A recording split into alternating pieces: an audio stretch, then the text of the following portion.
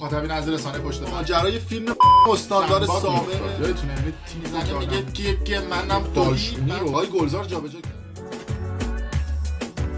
مخاطبین از رسانه پشت پرده سلام، بنده امین فردین خوشحالم که به همراه تیمم بار دیگه با یک برنامه پشت پرده دیگه با شما هستیم. امروز قصد داریم که راجع به اتفاقات پشت پرده و پنهان نمایشگاه حراج بزرگ تهران با شما صحبت بکنیم. نمایشگاهی که در اون تابلوهای الکی و چرت و پرت زیاد دیده میشه که با قیمت‌های میلیاردی خرید و فروش میشه. امروز می‌خوایم تمام این پشت پرده هاشون رو برای شما افشا بکنیم و چند روز پیش یکی از تابلوهای آیدین آقلاشلو به مبلغ بیش از 12 میلیارد تومان در حراج بزرگ تهران معامله شد که سوالات زیادی داره این فروش تابلو و کلاً اصلا برگزاری همچین نمایشگاهی که همه پشت پرده هاشو در این ویدیو مستند با همدیگه بررسی میکنیم. حراج بزرگ تهرانی که گفته میشه در محافل خصوصی و در رسانه ها که این حراج درونش پولشویی صورت میگیره. حالا ما بررسی میکنیم که آیا پولشویی داره صورت میگیره یا نه و یه عده میگن که حراج بزرگ تهران یک رانت کنترل شده است. در طول سالهای گذشته ما میبینیم که در بیشتر سریال های نمایش خانگی مثل سریال هیولا ساخت مهران مدیری گریزی زده به حراج بزرگ تهران و اصطلاحاً هم به زبان طنز هم به زبان عامیانه نقد کردن این حراج عجیب و غریب رو. خیلی خوشحالم که امروز در حراجی هنر کهن در خدمتتون هستیم با آثاری نفیس از استاد هنرمند آقای مدبر. فقط حواستون باشه تابلوهای مدبر رو زیر 2 میلیارد نمیخریم. اگه از اون عدد پایین تر رقیبی نداشتیم بین خودمون رقابت میندازیم. بله، تیکه‌ای از سریال هیولا دیدیم، اما یه بررسی میکنیم ببینیم که حراج بزرگ تهران از کی فعالیت خودش رو آغاز کرد و چجوری اصلا یه سری تابلوها و آثار هنری به اصطلاح در این حراج تایید میشن که وارد بخش فروش بشن و یه گریزی هم به سالهای گذشته و حراج‌های قبلی میزنیم. حراجی که میگن یک رانت کنترل شده هستش، بعد ببینیم که آیا هست یا نیست. یک میلیارد تومان 550 میلیون چند؟ 22 میلیون عمرن 1 میلیارد تومان. آره چیه این؟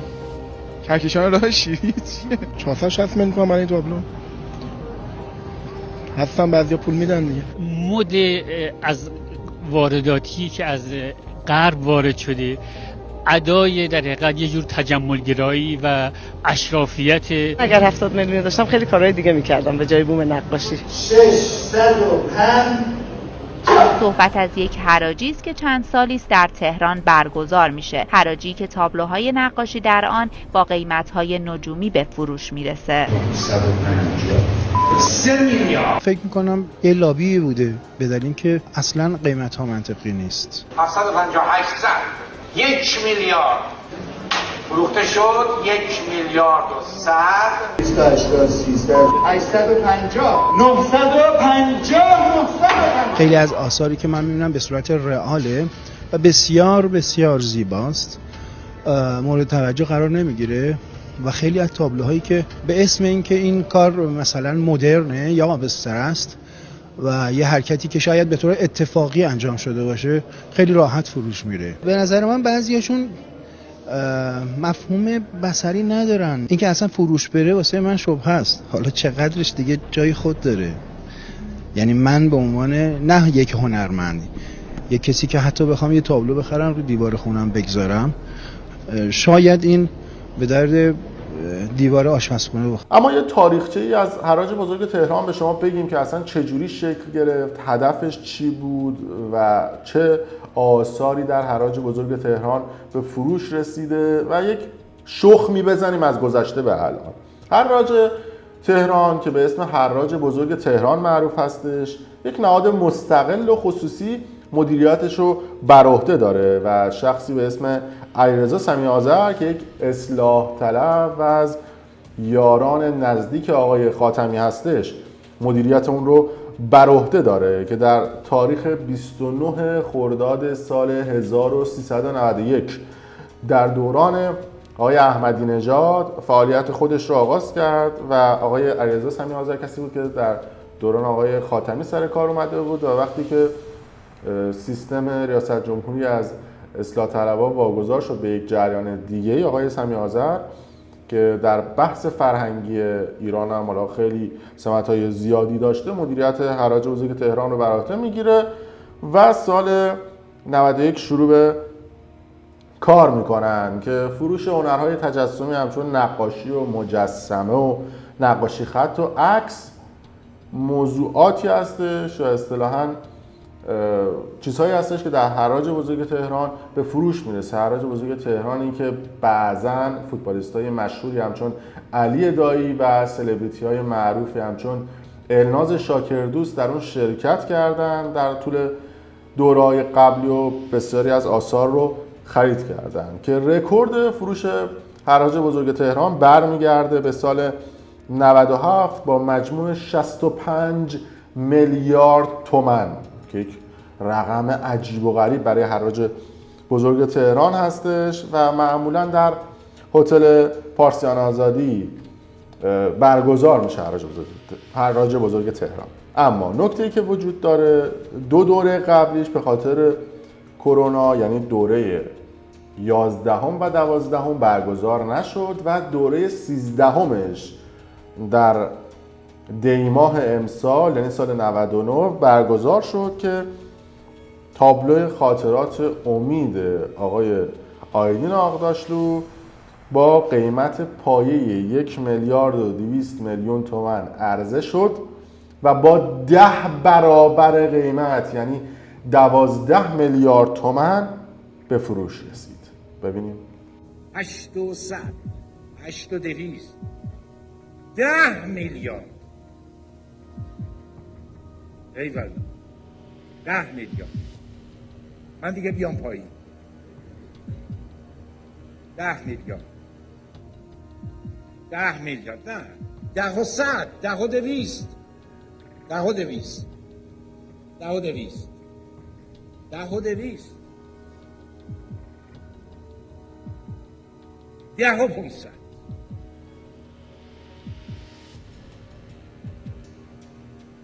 10 و 600 10 و 600 شما هستید؟ 10 و 600 10 و 700 10 11 میلیون 11 و 100 11 و 100 11 و 500 11 و 500 11 میلیارد و 500 11 میلیارد و 600 12 میلیارد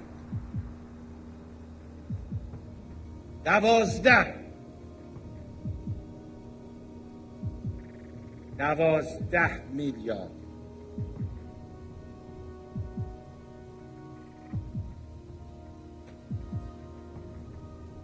اتفاق حراج 13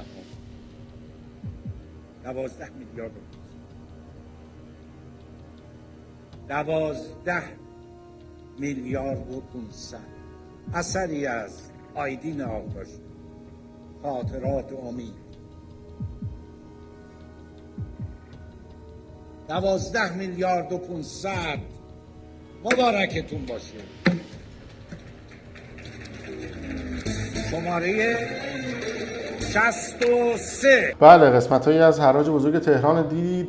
تابلو آیدین آقداشلو تونست رکورد فروش حراج بزرگ تهران رو بشکنه. این مبلغ 12 میلیارد تومان طوفانی از حاشیه‌ها رو در شبکه‌های مجازی و بین مردم ایجاد کرد. یه عده گفتن که رانت، یه عده گفتن پولشویی، یه عده گفتن که این عددها عجیب و غریب هستش. حالا همه اینها میرسیم و خود تابلو رو هم بررسی می‌کنیم. اما نکته‌ای که جالبه و حراج بزرگ تهران رو اصطلاحاً به حاشیه میکشونه این هستش که درست در 13مین حراج تهران اثر استاد مسعود عربشاهی در رتبه یکی مونده به آخر قرار گرفت با فروش 1,700,000,000 تومان که جالبه که در این نمایشگاه 13 یا حراج 13 3% زیر قیمت پیش بینی شده به فروش رسید و در همین لیست نفر آخر آقای سهراب سپهری، استاد سهراب سپهری قرار دارن و اثر ایشون 1,700,000,000 تومان به فروش رسید که 70% بالاتر از قیمت بود. اما چی نمایشگاه حراج بزرگ تهران رو به اصطلاح یه عده مسخره نشون میده و عجیب و غریب و رانتی نشون میده؟ اینجا هستش که در جایی که سهراب سپهری اثرش 1,700,000,000 تومان به فروش میرسه، اثر آیدین آقداشلو در همین نمایشگاه به بیش از 12 میلیارد تومان به فروش میرسه که 757% اونجوری که حالا گفته بودن بالاتر از پیش بینی ها بوده و این هم در نوع خودش عجیب و غریب هستش. اثری گاهی قیمتش بالاست پایین میاد یا قیمت پایین بالا میره، اینا چیز طبیعی است. طبعا مثل هر کاری که در سالهای نخستینش هست احتیاج به تکمیل و تکامل داره. دوره داره برگزار میشه و اینکه با این قیمت نه، قیمت ها هم حالا با همین نگاه احتیاج به تکمیل و تکامل داره که هیئت‌های داوران با دقت بیشتری قیمت گذاری ها رو انجام بدن. طبعا در فضای وزارت ارشاد هم اون نظارت ها و معیارها رو باید کامل ترش کرد. اما این آقای آیدین آقداشلو شاید براتون جالب باشه که چند سال پیش یک رفاقت عجیب و غریبی با آقای علیرضا سمیع‌آذر داشته که جالبه که آقای علیرضا سمیع‌آذر چندین تا کتاب نوشتن و تألیف کردن که یکی از کتاب‌های آقای علیرضا سمیع‌آذر به عنوان رئیس حراج بزرگ تهران کتاب انقلاب مفهومی بوده. شما حالا پیدا کنید تیکه‌های این پازل رو که رئیس حراج بزرگ تهران رفیق صمیمی آیدین آقداشلوه. آیدین آقداشلو میاد در یکی از مصاحبه‌های خودش ستایش میکنه کتاب آقای علیرضا سمیع‌آذر رو که سال 91 چاپ شده بوده و گفته بوده که ایشون توانایی خیلی خوبی در بحث تاریخ شناسی دارن و تاریخدان هستن و چنین و چنان، که ببینید رفاقت این دوتا به کجا برمیگرده. و خود آقای آیدین آقداشلو در اردیبهشت ماه سال 99 یعنی 8-9 ماه پیش مصاحبه میکنه و میگه که ما در دوران نکبتی در تاریخ قرار داریم، در تاریخ معاصر، و اصطلاحاً هنر در دوران نکبتیه. حالا ما میخوایم بررسی بکنیم که این صحبت آقای آیدین آقداشلو با این اتفاقات عجیب و غریبی که در حراج بزرگ داره اتفاق میفته کدومش در دوران نکبت قرار داره. به نظرت مردم با این کاری بی‌نظیر سهراب که به تازگی به یک بنده خدای ارث رسیده چیکار میکنن؟ اول از همه سند و مدرک معامله میخوام.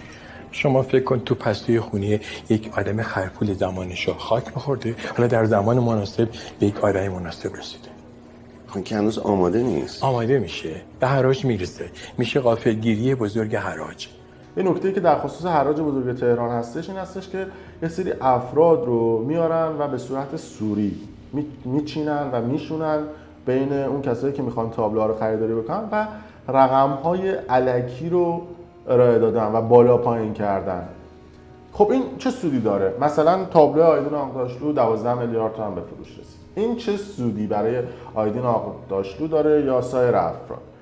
وقتی که قیمت یک آثار رو به صورت توهمی بالا ببرن و یک آثار اون شخص بتونه رکورد بشکنه و یک آثار اون شخص بتونه به بالاترین قیمت به فروش برسه، طبیعتاً آثارهای قبلی اون شخص هم با قیمت‌های بالاتری به فروش خواهد رسید و ارزششون میره بالاتر و با این ترفند افرادی هم که کلکسیونی از آثار مثلا آیدین آقداشلو رو دارن طبیعتاً ارزش اون کلکسیونشون بالا میره. پس با یک خرید و فروش سوری و به اصطلاح با یک اتفاق عجیب و غریب در پشت پرده میتونن ارزش تابلوهای شخص رو بالا ببرن.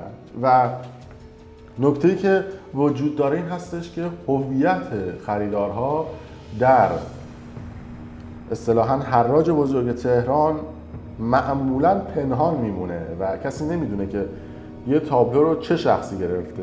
خرید و فروش‌ها بر اساس شماره انجام میشه و شماره‌ها یک کدی هستش که در پشت پرده ثبت میشه که چه افرادی دارن این معاملات رو انجام میدن که به گفته کارشناس‌ها اختلال در نظام ارزش‌گذاری هنری هستش حراج بزرگ تهران. اما شخصی که گفته شده بوده این تابلو 12 میلیاردی رو گرفته بوده 3 شخص رو پیش بینی میکنن. شخص اول رو میگن سام سرویس، اسپانسر این برنامه بوده و برنامه گذار بوده که یک شرکت کره‌ای هستش و گفتن که سام سرویس این تابلو رو خریده. حالا معلوم نیست در پشت پرده زدوبندی صورت گرفته یا نه. و نفر دوم میگن که از نزدیکان خود آیدین آقداشلو بوده که تابلو خودش خریده و با ارتباطی که با نفرات اصلی حراج بزرگ تهران داره پولی هم رد و بدل نمیشه در پشت پرده و فقط ارزش تابلوهای این شخص بالا میره که خیلی این کار رو میکنن. و نفر سوم رو آقای علی حضرتی فرزند آقای الیاس حضرتی اعلام کردن که ایشون یکی از کسانی هستش که تو بخش هنر هستش و توی فیلمسازی تبحر دارن و این هم نفر سوم بوده که گفتن که این تابلو 12 میلیاردی رو خریده. اما تا این لحظه هنوز مشخص نشده که چه شخصی این تابلو 12 میلیاردی رو خریده. یه عده میگن که مهدی جهانگیری برادر آقای جهانگیری معاون اول رئیس جمهور این تابلو رو خریده. اما نکته‌ای که در خصوص این تابلو وجود داره این هستش که این تابلو کپی شده اثر پیرو دلا فرانچسکو هستش، اگر اسمش اشتباه نگفته بودم، به اسم دوکو دوش همچین چیزی. تابلوی بوده که این نقاش فکر میکنم حالا از اسمش مشخصه که ایتالیایی باشه و تابلو خاطرات امید آقای آیدین آقداشلو که میبینید تابلوها رو کاملا کپی شده از این تابلو هستش، الهام گرفته شده. اصلا ما نمیتونیم بگیم 100% کپی هستش و جالبه که در صدا و سیما هم یه شخصی رو آورده بودن و این تابلو رو وقتی ارزش گذاری کرده بودن گفته بودن که ارزشش دیگه در بالاترین اتفاق ممکن 600 میلیون تومان هستش، نه 12 میلیون تومان. میرآبادی کارشناس هنری مدعی شده این تابلو که در حراجی اخیر فروخته شده نوعی بازآفرینی از اثر نقاش خارجی است. پس یک ایده ناب و شخصی و مبتنی بر خلاقیت هنرمند نیست. میرآبادی افزود وقتی 80% المان‌های یک اثر شبیه به دیگری است میتوان گفت کپی است. این کارشناس هنری قیمت این تابلو را 600 میلیون تومان تخمین زد. بله فکر کنم دیگه دستتون اومده باشه که داره چه اتفاقاتی میفته. تابلو 600 میلیونی که اصطلاحاً کپی شده از ایده شخص دیگه بوده 12 میلیارد تومان در حراج بزرگ تهران خرید و فروش میشه. حالا یه نگاه بکنیم به سری تابلوهای دیگر رو ببینیم که مثلا این تابلوها توی حراج‌های مختلف بزرگ تهران چقدر خرید و فروش شده. تابلوهایی که توسط کارگزارها و دلال‌ها خرید میشه و با قیمت‌های عجیب و غریب به فروش میرسه. قیمت‌گذاری هم توسط چند نفر صورت میگیره که من اینجا بهتون میگم که یک تیم قیمت‌گذاری وجود داره که آقای آیدین آقداشلو یکی از کسانی هستن که روی تابلوها قیمت میذارن. آقای پرویز تناولی هستن که قیمت‌گذارن، عضو تیم قیمت‌گذاری هستن. علی شیرازی، آقای نعمت الله کیکاووسی، مجید فداییان و کیانوش معتقدی و این 6 نفر به همراه چند نفر دیگه نفرات اصلی هستن که روی تابلوهایی که در حراج بزرگ تهران به فروش میرسن یک قیمت اولیه میذارن و ارزش گذاری میکنن تابلو. و حالا میخوایم نگاه بکنیم ببینیم که چه تابلوهایی به چه قیمتی در حراج‌های مختلف در طول 13 دوره گذشته به فروش رسیده. یه دونه زمین کشاورزی رو میبینید شما. این اثر رو 1,400 میلیون تومان قیمت گذاری کرد. یعنی کشاورزای عزیز در ایران اگر دست به قلم بشن یه همچین تابلویی بکشن از زندگی روزمرهشون فکر کنم تا آخر عمر 7 جد آبادشون بی‌نیاز باشن. چون اینجوری که اینا شخمی قیمت میذارن در حراج بزرگ تهران وضعیتون توپ میشه. یا مثلا اومدن یه دونه درخت رو نگاه بکنید، نقاب 4 میلیارد تومان قیمت گذاری کردن. حالا این خوبه. بعد مثلا ازشون هم سوال می‌پرسین یا بعد بره فکر کنی ببینیم چیه این، یه آثار عجیب و غریبه. یا مثلا نخل خرما کشیدن 1 میلیارد و 300 خریدنش. اول که بچه‌های جنوب بشینید دور هم یه 4 تا نخل بکشید بندازید توی این نمایشگاه تمومه. قیمت گذاری هم میکنن براتون پشماتون بریزه. 5 تا خرمالو کشیدن 2 میلیارد و 200 به فروش رسیده. و حالا یادتون میگن که نه اینها کارشناسی شده است، اصلا شما چی میدونی اینا استادن. برای نمونه پورتری امیرالسلطان و پورتری احمدشاه قاجار رو اومده بودن قیمت گذاری کرده بودن با قیمت میلیاردی. کیا قیمت گذاری کرده بودن؟ آقای نعمت الله کیکاووسی و آیدین آقداشلو. 2 تا تابلو رو که میبینید تا دسته چپونده بودن به یه بنده خدایی، بعد فهمیدن که این اثرها جعلی بوده که در دور بعدیش هم به فروش نرسید. اثرهای جعلی رو اومدن قیمت گذاری کردن. حالا حساب بکنید اون تابلو کپی که فروختن 12 میلیارد تومان پشت پردش چه چیزی بوده. همین آقای آیدین آقداشلو تو این ماهای گذشته هم آنچنان بی‌حاشیه و کم حاشیه نبوده و اتهامات آزار جنسی و این اتفاقات هم بهش چسبونده بودن که خودش تکذیب میکنه و اولین بار این موضوع رو خانم سارا مطلی خبرنگاری که در امریکا هستن مطرح کرده بودن که میگفتن که برای گزارشی چند سال پیش رفتن پیش آیدین آقداشلو و بعد از اون هم مورد آزار جنسی و اتفاقات دیگه قرار گرفته بودن که بلافاصله بعد از این اتفاق روزنامه نیویورک تایمز همزمان مصاحبه کرده بوده با 13 تا خانم و همه اون افراد این اتهامات رو تایید کرده بودن و میگفتن که این اتفاق برای این افراد هم افتاده و مورد آزار جنسی توسط آیدین آقداشلو قرار گرفتن. روزنامه نیویورک تایمزی که در روزی که بایدن و ترامپ با هم دیگه مناظره داشتن و در صفحه اصلی خودش به این موضوع پرداخته بود، در زیر صفحه اصلی خودش انقدر موضوع براش مهم بوده که داستان اتهامات جنسی آیدین آقداشلو رو هم مطرح کرده بوده که بعد از اون دختر آقای آیدین آقداشلو نسبت به این قضیه اگه اشتباه نکنم خانم تارا آقداشلو به این قضیه واکنششون داد. تارا آقداشلویی که یک خبرنگار آزاد هستن، یه مدتی با BBC همکاری می‌کردن و با شبکه مناطق اگه اشتباه نکنم و ایشون هم یک دستی بر هنر و موسیقی و تهیه کنندگی و کارگردانی و مدلینگ هم دارن. گفته بودن که اینا همش اتهام هستش و سندی ارائه نشد و قانونی نسبت به این قضایا برخورد خواهد شد که یه عده میگن که این تابلویی که به این قیمت عجیب و غریب به فروش رسیده به خاطر این بوده که حاشیه‌های گذشته آقداشلو